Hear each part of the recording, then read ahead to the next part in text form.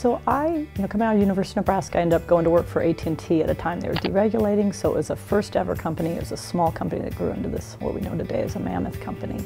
But it literally was, a small part of a big bell system.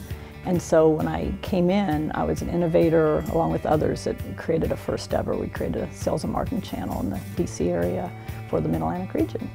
And so when I look at the foundation of what I ended up building, if I look across 20 years, I did innovation inside of AT&T, PepsiCo, Frito-Lay, American Airlines, and Sodexo, and then Match.com. And in each place, it was all about innovation, putting in a brand new products and services or brand new channel. And so W2W Link really came out of that innovation side of me.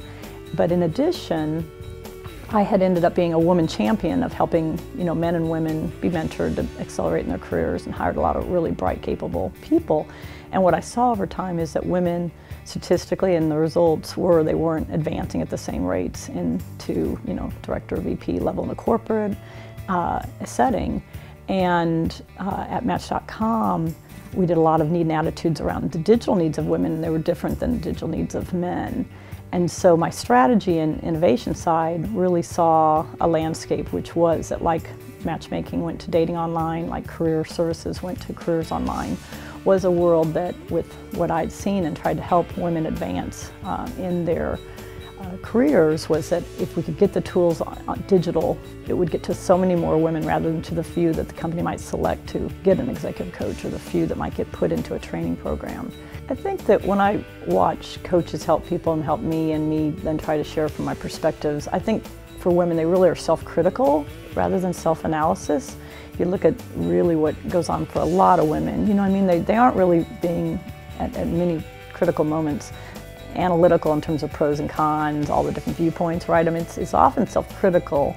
And so in my learnings, and being more, self-aware, self-analysis, I would say that I had to look for where are those places I'm being self-critical, and where am I playing a tape, and certain fears coming up, that just kind of start going off, and that they're limiting then in terms of my, pulling back from, going after a situation, or not being the best I can be of myself in that moment. And so as I watch, my ability to be more self-aware, and literally just when I hear a self-critical moment tape, shut it down completely and say that there's a time for self-awareness and self-analysis, but it's not in everyday life.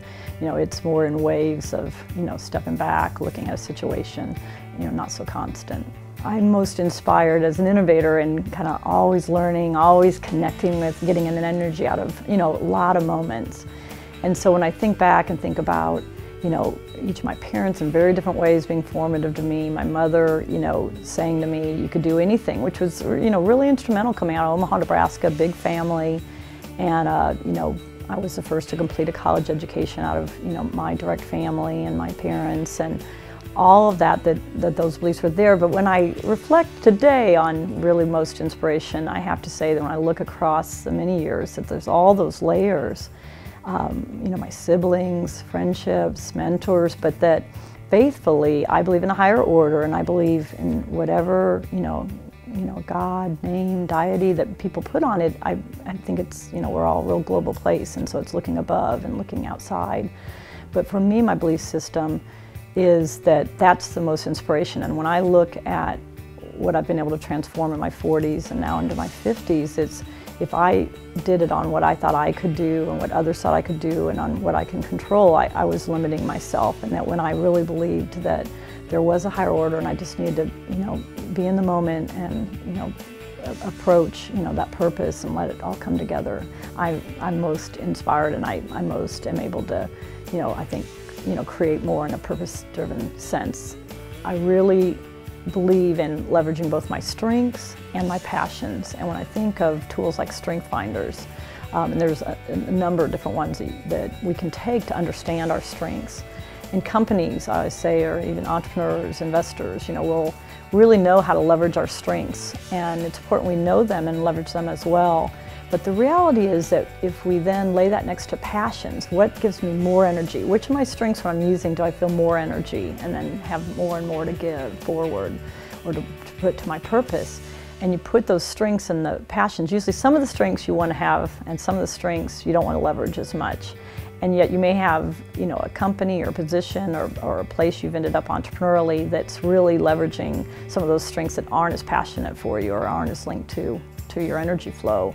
And so when you grapple with that and kind of keep making sure that the percents, you know, are right, or your amount you're doing it, I think that it's much more inspiring. And I know for me, when I find myself less inspired or my energy's less, you know, if I pause and think about, you know, my strengths again and what I know which ones are most passionate, I kind of rework the way I'm going to spend my time the next week or the next month, and I'll have much more inspiration.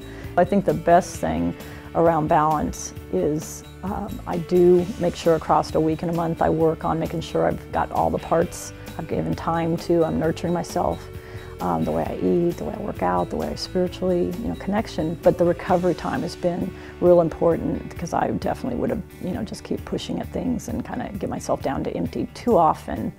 And that's really helped me to have more balance and be a better person across the day.